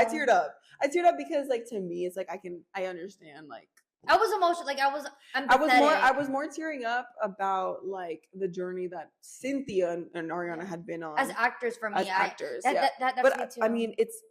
The thing is that, like, since I know the song so well and like I know the story so well from like, you know, when I was younger, like the songs made me cry enough when I was younger. So to me, it's like it's a sad song, but I'm numb to it now. Yeah, but I think that's what it is.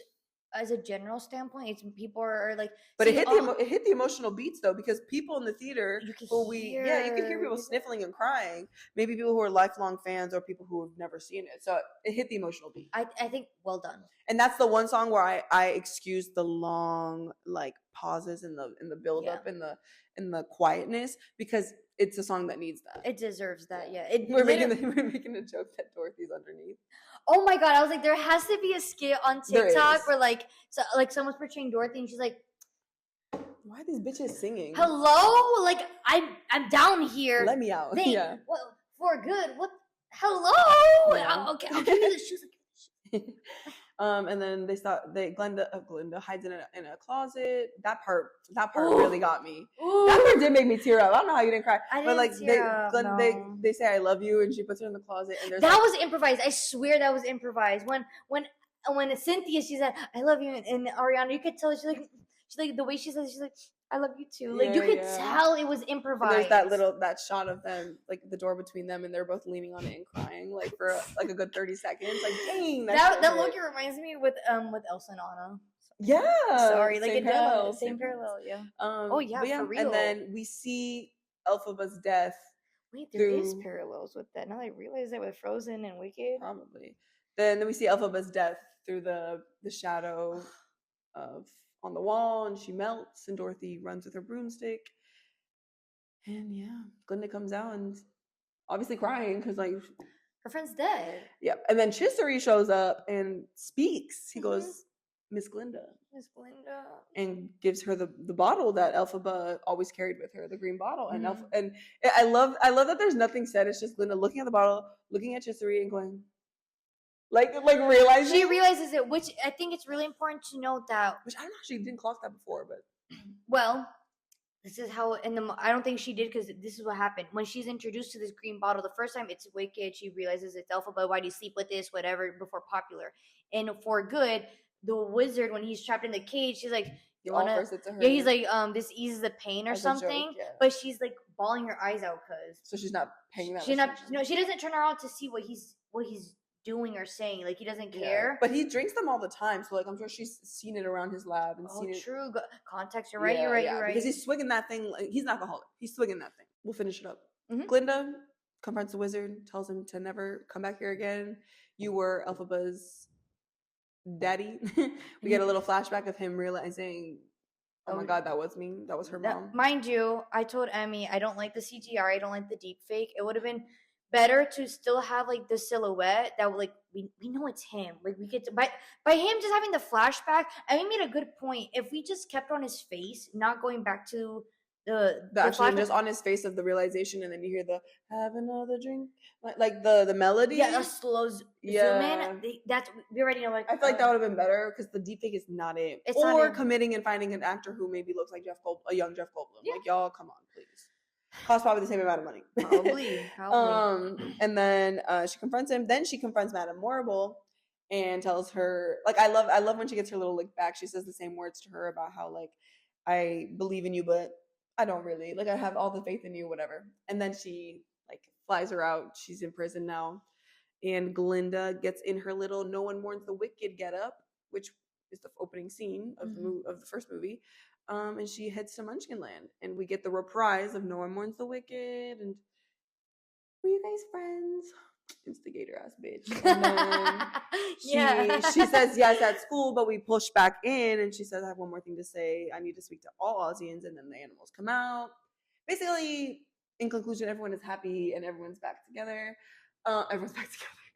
And she takes her the Grimmery up to the tower where her and Elphaba had sung "Defying Gravity," and she reprises "For Good." So sad. Because I knew you. And then Elphaba from far away can hear her and sends her a little message with the Grimmery by, like, and they sing it together in harmony. And mind you, we did not touch base on when Fiyero shows up. Oh shit! Yeah, we so sorry. No, that's okay. So sorry, Fiyero. Sorry, y'all. So Elphaba's alive. Right. Elphaba's alive. And we see that she comes out from, like, the secret little tunnel where I told Emmy, I was like, this is a plot hole where, like, when the hell did Fiyero and Elphaba have time to plan this little setup? Because I remember him saying there are secret tunnels. Girl, it's a castle. It's a castle. There's no way he would have been like, out of all the rooms, this is the one. So I think that would have. I mean, I think the tell is like he saw her hat there. Right. So I think it was really, really cool, and we see him, like, in the full. I like the close up. We see him how he's in the scarecrow. I do love how all the details, like, from his, like, uniform becomes, like, scarecrow-esque. It's not just literally him and he finds new outfit. Like, I think that's everything about it awesome. There are comparisons that he looks like Ryan Gosling. Not Ryan Gosling, Ryan Reynolds. Yeah. Which is, I think that's funny. You gotta give people what they want. And I think, it was the makeup is awesome for this fantastic. Super well done. Very, like, it feels modern but true to the original form. Yes, no, it was really, really, really, really good. So as Kalinda saying the For Good reprise, we cut to Dune 3. We cut to the way her and I looked at each other like, Dune? Yeah, literally. The first time we watched it. We're like, Dune. What is this Dune ass scene? The fuck? Because I'm sorry, what is Elphaba is wearing something Dune adjacent. Not all adjacent. She's wearing, like, this sheer cape, this sheer hood. Like, she looks like she's in Dune. Also, she's wearing heels and walking in the desert. Be serious. Oh my god. Women can never be comfortable, can they? So I found that so funny where she's looking back. Mind you, guys, for context, the hood is sheer. I'm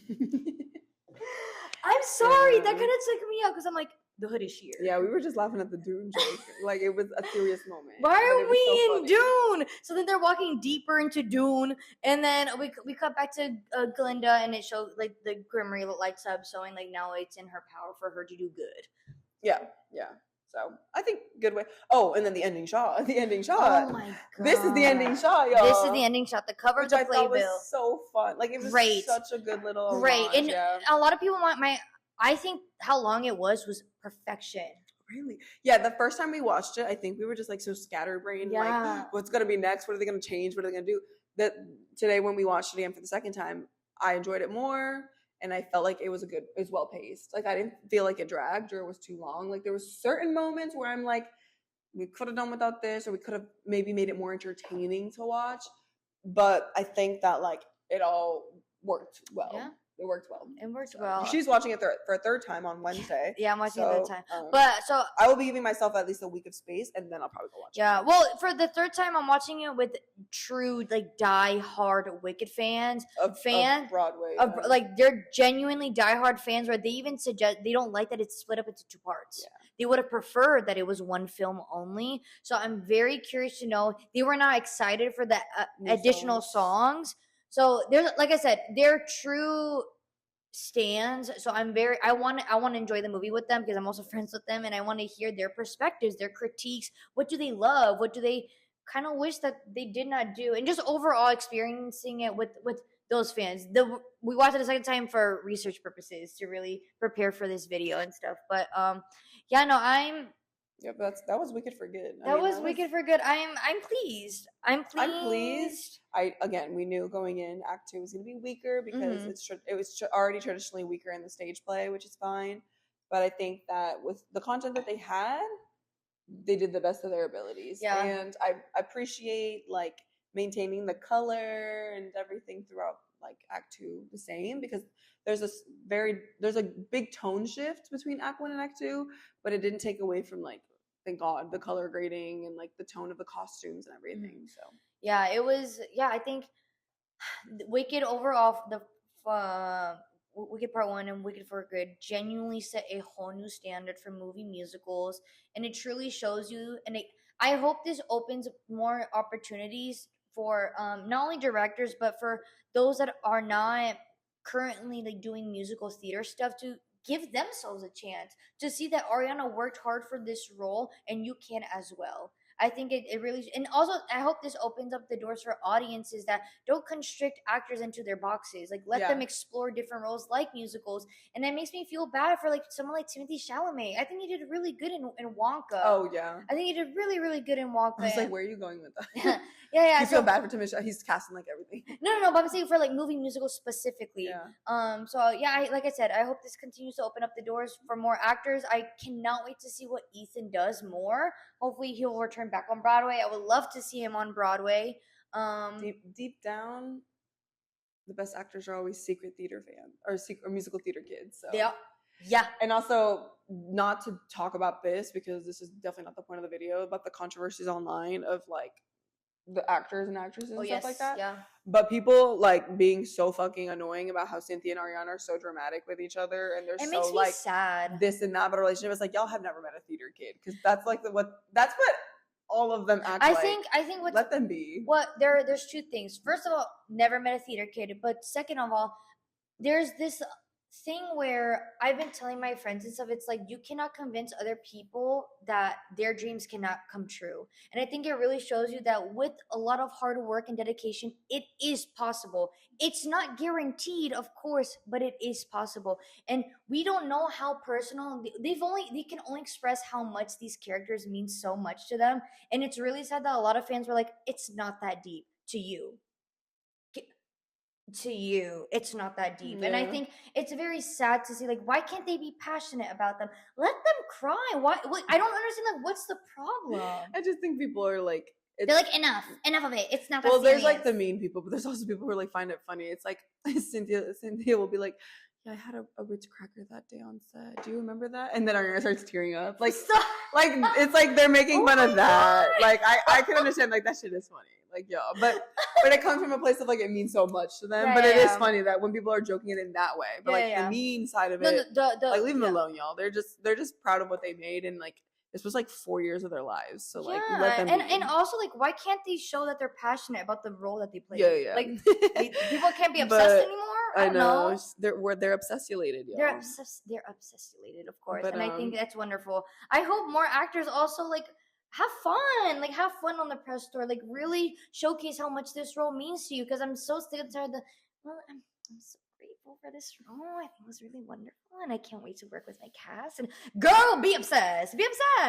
No, it was great. I think overall this press tour, I feel like it was less in compared to the first press run. I feel like they were everywhere the first press run. This one, I will say, I think it's because most of it was for the live production. Yeah. Which I told Emmy.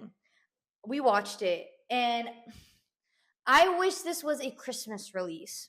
I think a lot of it... She's talking about the Wicked Wonderful Night, like, live on NBC, by the way. Yes. I wish it was a Christmas release to continue to build momentum with Wicked. Or Thanksgiving release. Because, yes, they did sing the songs differently live. I have to revisit them to really see how different they were. But regardless, like hearing Ariana sing, thank goodness, it's like I low-key didn't want that. In a way, it was a spoil because I wanted to wait for the film. But yes, it's my fault for watching it. Yeah, I could have waited till Christmas. But realistically, they know that people who are excited for it are going to watch it in advance. Exactly. So I think it would have been awesome for like a Christmas Day release specifically. A later time release, yeah. A later time to continue to build the momentum of Wicked, because by doing it before and now the film, I'm sorry, people are going to, with the monoculture, people move on very, very fast from Wicked. Then we're going to move on to Friday Nights at Freddy. From there, we're going to move on to Avatar. Like, we're moving with it. So by them waiting, because releasing in the same month, people are going to burn themselves out. Already, I'm on to the next. Not only that, they could have released it. They could have done this a year later, reflecting on Wicked. Once again, to keep the momentum up with Wicked, to really drag it out, girl. Because something about Wicked, it's been on theater for over 20 years. They can wait another year to release this. But that's just, for me, from like, I guess a marketing perspective, what I would have done. Yeah. I think, honestly, what we might get after this is we might get a pro shot. Oh, I feel like we might get a professional pro shot. Oh, that would be awesome. Because I think people are gonna be like craving Wicked content for a while, and that might be in the works. Just at the point when people are starting to forget it, they release a pro shot. Oh, that would be. I think that's a definite like. Maybe like I think it could be in the works. I think that would be very, very cool. I sent Emmy a TikTok of who for Broadway musicals, like who this specific TikTok creator paired with, like who could they directors which directors like create it? What directors could take on movie musicals to be adapted in the future. Like, it just shows the influence that Wicked has of like people are excited to see more movie musicals come to life based on Broadway shows. And like the resurgence of musical theater in Broadway, and like people still like loving it because it's not as accessible as like it should be. As it should be. Like, theater is expensive. It's expensive. Yeah, and I was talking to someone that goes to the theater a lot in the UK, and they were saying it's not affordable in the UK, but it definitely is more affordable than it is in the States. So yeah, I think a lot of production companies will take that and run with it, because making something popular like Wicked accessible through movie musical form, like they're gonna start doing that with their stuff. Yeah, I will say two I guess talking points. The first one being, a lot of people are now saying they want Guillermo del Toro to do Phantom of the Opera, because he said it himself. Actually, he said it himself. He wants to do it, which showcases the influence Jon Chu has had now. They truly solidified. Oh, we gotta tap into the movie musicals, and I believe Guillermo del Toro would be a fantastic person to do it, because Phantom of the Opera. Yes, Jon Chu did a really good job. I would say, like, agreeing with the costumes and stuff, but after seeing Frankenstein and the details in Frankenstein, yeah, costumes would eat for Phantom of the Opera, and I would think it would be a fun medium for Guillermo to play with. The person on TikTok said Christopher Nolan for Phantom of the Opera. Get out. Hey. One thing, Christopher Nolan, I don't think he would ever touch a musical. Thank God. I don't think he would ever touch a musical, so don't ever do that. But yeah, no, I can't wait to see. Oh, they put, what they say, Ryan Coogler for Hadestown? Well, I've been saying, so this is what's also cool is, since we saw Sinners will be on Broadway, trust and believe. I don't know when, but it will be. I can't. It will be on Broadway soon. Well, let me rephrase. Oh no, what did they say? Oh, for Hamilton, someone put director Lin-Manuel, co-writer Lin and Ryan Coogler, and then some third person in there. And I was like, produced by Steven Spielberg. Oh, Baz Luhrmann for Death Becomes Her movie musical, because he did Moulin Rouge and Elvis. The Outsiders, to have Steven Spielberg direct The Outsiders. I think he could eat the Outsiders up. Yeah, I think he can do that one, because it's a very like family coming of age story. He does well with that. Yeah, and someone said for the Waitress movie musical for Greta Gerwig. That would be very cool. I don't know. Waitress is technically already a movie, but this would be the movie musical based off of the Broadway that was based off the movie. It's anyway, but yeah, no, I think as much as people want to, like, in the film community, they're a little pretentious of like movie musicals. It's like you can't take away from its influence. Its influence is awesome. And like what it's done in the last year and a half, 2 years, like for culture and stuff. It's awesome. And we recently heard the announcement that Sabrina Carpenter. Oh my God, we did get the announcement that Sabrina Carpenter is going to be Alice in a musical adaptation of Alice in Wonderland. I think it's going to be Alice by Heart, which is a Broadway show that's based on Alice in Wonderland. Mm-hmm. But there's like 2 or 3 shows based on Alice in Wonderland. We'll see. What? We'll see. But Sabrina in a movie musical, I'm excited. And once again, you have to see the director. If I could put a nickel for every time, I'm telling y'all, she is a Ariana daughter. Yeah. There's another one, another nickel for me. Thank you. I know. I'm just interested to see how she would do in that because it's a very different type of singing. Yes, different type. But she has experience on Broadway and in acting. Oh, right. She was in Mean Girls. So she was Katie Heron. She has experience. Same thing with Ariana when she was. You're right. So it's like no doubt. No, I have no doubt. Makes me have like a high standard for them. Yeah, I'm like, I think you guys can do it. It's exciting. It's exciting as people who love musical theater and Broadway. Like, it's exciting to see like stuff get adapted because of the success of Wicked. Yeah, so it'll be super cool. Final thoughts of Wicked for Good. So final thoughts. I would say I don't. I would love to do a marathon, but my gosh, it's long. You can do it. Yeah, it's Regal themselves offered doing a double feature, so I think it's very, very fun. I wonder how 40X is like. That would be crazy. A lot of wind. But no, I think overall, I've been seeing this time and time again. Brand new standard for movie musicals. I cannot wait to see what else gets adapted. I cannot wait to see Ariana grow as an actress. The Oscars already acknowledged her for her movie debut. Yeah, that says a lot. I'm hoping that Wicked for Good wins something. Yeah, but we won't find out till 2020 stuff. Because they were definitely. Oh no, maybe next year. Sorry. I don't know what the deadline is for the Oscars. But they were definitely snuffed last year, so that sucks. Yeah, I'm sorry. So I was just thinking about how like Chicago won Best Musical. So I'm like, there is a chance. Compared to 2024, 2025, we'll see. No, but they're up against Sinners. But Sinners is not a movie musical. No, but it can possibly be considered it. The amount of songs submitted for the Grammys. Yeah, I don't know what the how many songs it would have to be considered a movie musical. I don't know. That's a good point. But what did you give it on Letterboxd? Oh, thank you for asking. I low-key forgot. Yes. First watch, I gave it 4. Okay, I also gave it a 4-star. Yeah, 4 stars. I low-key over time, I'm really not that like particular about my ratings on anything when it comes to 5 stars. Like 1 star was really bad. Like 5 stars, I think it was perfect. Like for me, is it a rewatch? Yeah.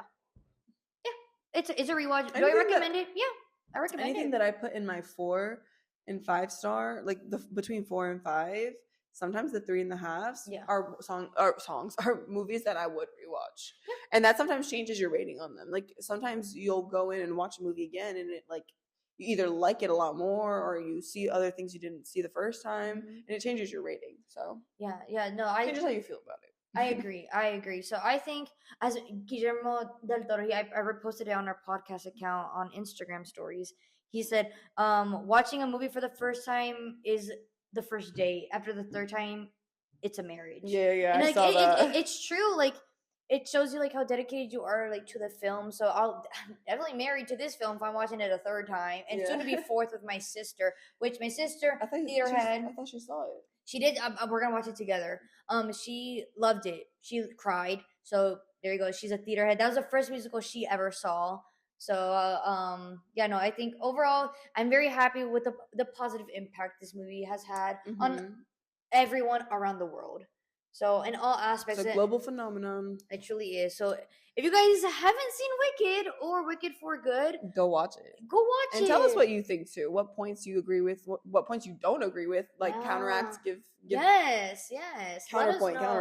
Yeah, maybe this movie introduced a lot of people to movie musicals that never really watched them to begin with. Yeah. So I'm interested to see the people who have never heard of the show or never seen the show or didn't know anything going in, what they thought of the second part. So yes. I think a lot of people won't like it because, again, it's weaker, but it's okay. I think that's okay. I just hope that everybody appreciates it. Yeah, you may not like something, but you can appreciate the talent and the art behind it.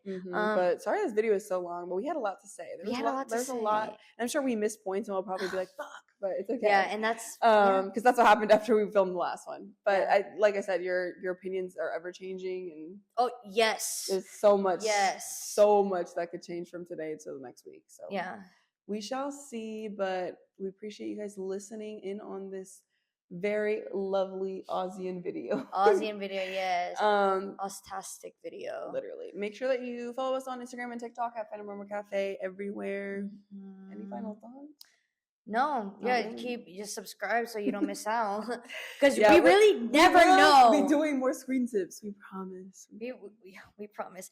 But if you guys you gotta subscribe, because we don't plan these things like every Tuesday or every first Monday of every month. Yeah, we just drop whenever we feel like it. So you gotta subscribe. There should be a tape video out. Use that to feed yourself for a little bit, as well as this one. Yes. But we'll have stuff lined up for December. Next year is gonna be ridiculous. So y'all better jump on our bandwagon. The holiday season is coming. Oh my gosh, the holiday season! We'd like to do. We're planning on doing a fun little holiday video. We usually do. We did one last year. Yes. So we're toying around with seeing what we might do. Yes. And that's all we have for today. Off with my bubble. I shall go. Bye. I'll buy on the broom.